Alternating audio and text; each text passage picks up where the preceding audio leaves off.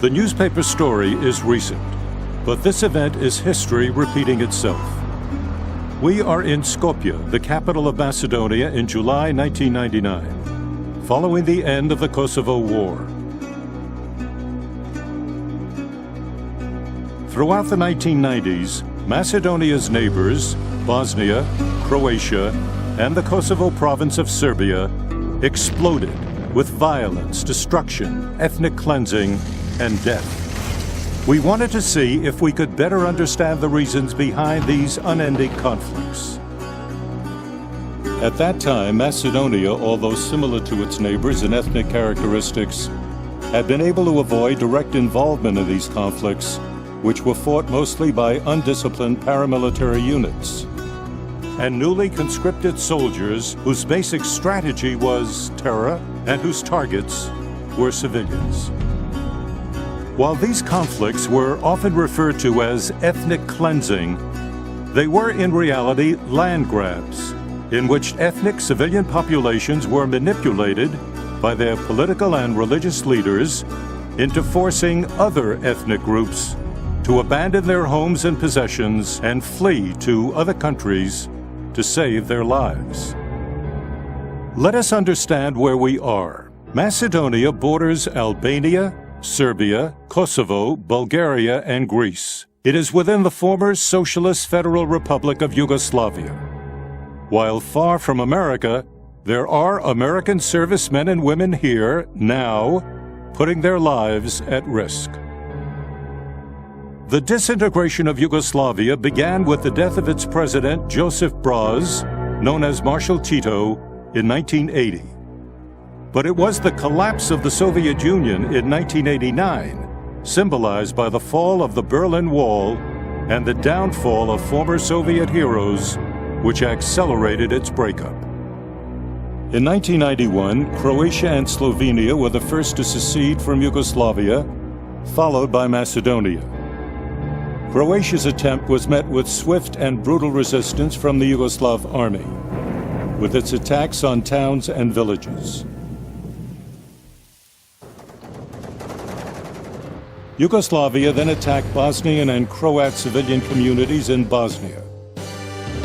From 1991 to 1995, the world watched, but did not intervene in these brutal conflicts.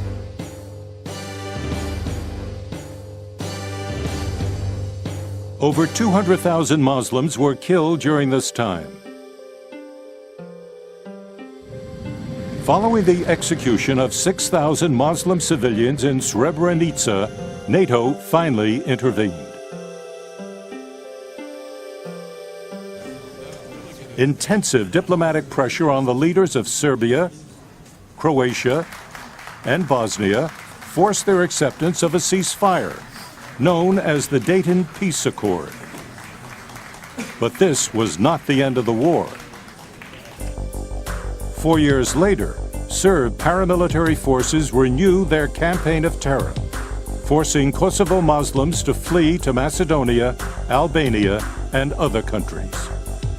Within a few months, southern Kosovo was largely deserted. More than 800,000 people were refugees, most in Macedonia, which was at the time just 10 years into its new independence. Macedonia's Christian population traces its history to the early 9th century, when Slavic tribes settled in the area and constructed walled cities for protection against marauding invaders. Its Muslim population identifies with events of the 15th century, when Turkish Muslim forces defeated the Christian defenders, and the Turkish Ottoman Empire took control of the area that today includes Serbia, Bosnia, and Macedonia. After a long succession of regional conflicts based on ethnic and religious differences, the Balkan countries erupted into still another major war, which lasted from 1912 to 1914. This resulted in the further shifting of borders and populations to reflect religious identities. With the end of the First World War in 1918, the Ottoman Empire collapsed. And as if time stood still, 80 years later, the same ethnic and religious conflict erupted, this time in Kosovo on Macedonia's border.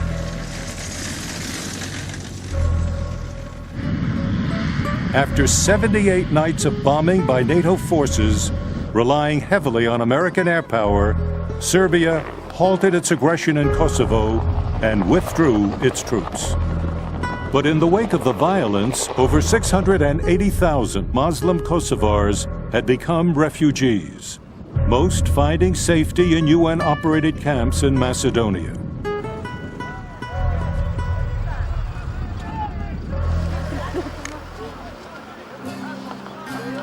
We asked one young woman to tell us of her recent experiences in Kosovo and of her life as a refugee. I was at home, and every night we stayed without light, without anything. We stayed just at home inside, like in a prison. I was at home, but it was like prisoners in our home. Police came every day at our home, and they killed everyday peoples, and we saw people in the ground like I don't know what to say. It was a very bad life in the camp. Who hasn't been in a camp, he don't know how to describe this. As NATO ground forces moved into Kosovo to verify the withdrawal of all Serb military and paramilitary forces and thereby secure the peace, they also brought supplies and material to help the returning Kosovars begin the process of rebuilding.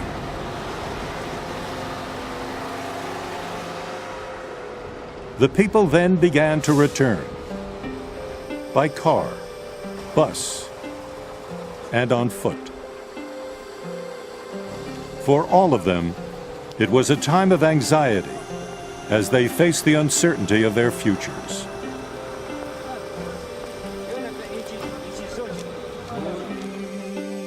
In Macedonia, which had escaped the war, it was also a time for people to think about their own future.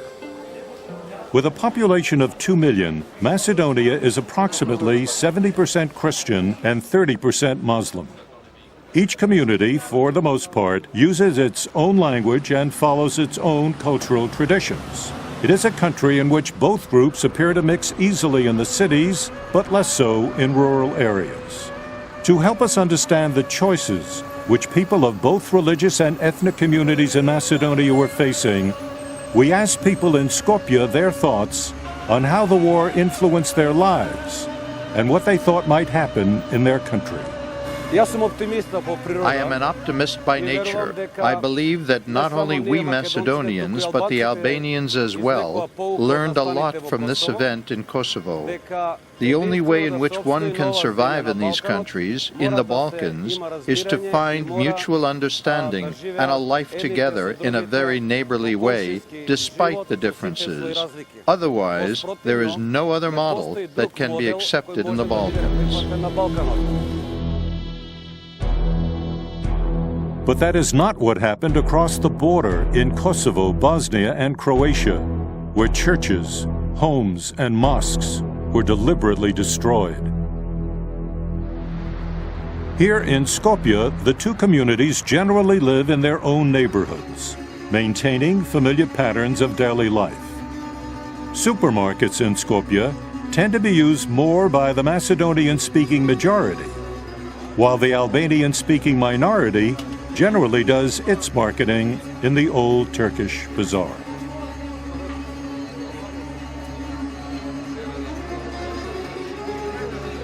How does the educational system affect the way the youth of the two communities relate to each other? We met here with the Minister of Education to ask him where students from the two groups learn their values. We have a long tradition of education for many centuries, and the traditional education is not destroyed even if the socialist regime tried to do this. So now we have a natural process of reestablishment of the traditional values that are made in the families. I believe that in the Republic of Macedonia, everyone is an equal citizen, and everyone should feel this way. In our high schools, Macedonians and Albanians do study together. We have different languages of instruction in the same schools. We have 3 languages of instruction in the higher education, and quite often in the same schools we have 2 of them in the same building. But the classes are separated by the language of instruction. At the office of the UN High Commission for Refugees, 2 journalists share their impressions of the way students of the 2 ethnic groups interact. In general, we cannot talk about some high level of interethnic communications among the young people here.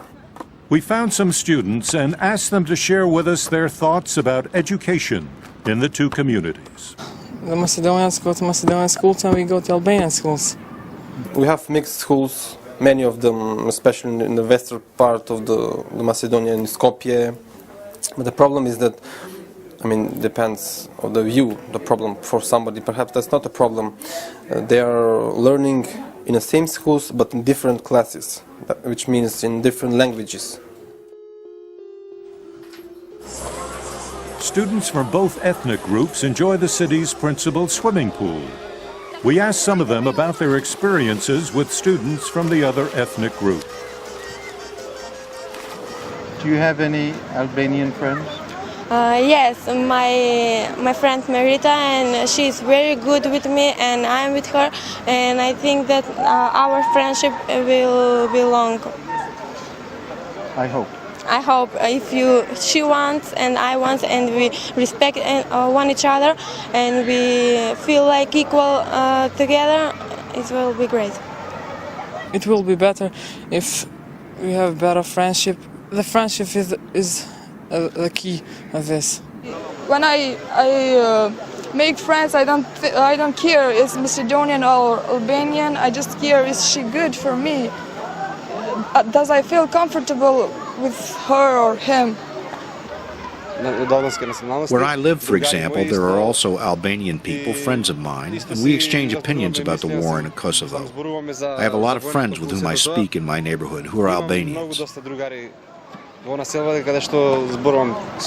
The friendship will be better with Macedonian and Albanian children if we will go to school together, with play a good game, not to talk about the politics, but just about our life, about school. And I think that it will be good everybody to know Albanian, or Macedonian to know Albanian, or Albanian to know Macedonian. Most of the things I know from my friends, they're living in Kosovo and they came like refugees here, and they have told me so many things about life there and their crisis and their problems that have till the war was in Kosovo, and how terrible it was. People that have died there, young people, children, and the women that have walking through the mountains all the time.